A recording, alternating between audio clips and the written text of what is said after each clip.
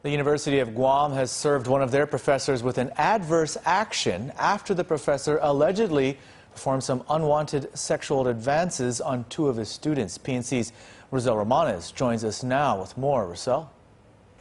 A professor was issued an adverse action after an incident involving two students took place at his home. We spoke with UOG President Robert Underwood to find out why the professor was punished for something that occurred out of campus grounds and not during instructional time. Here's what we found out.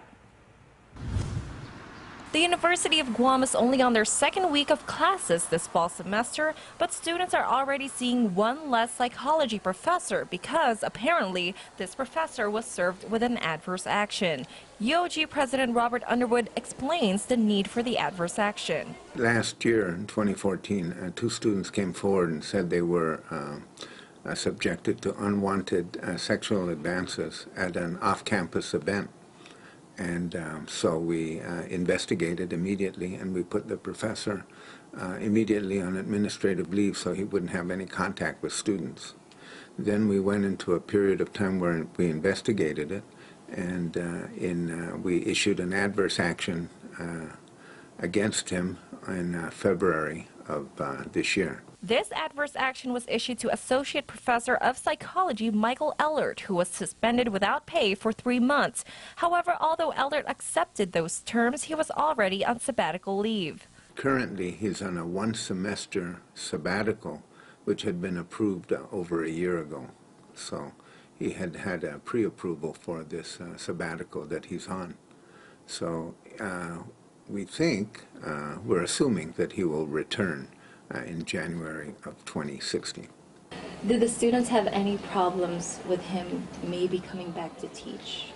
Well, if a student feels uncomfortable with him, then of course we will make arrangements for that student to take another class.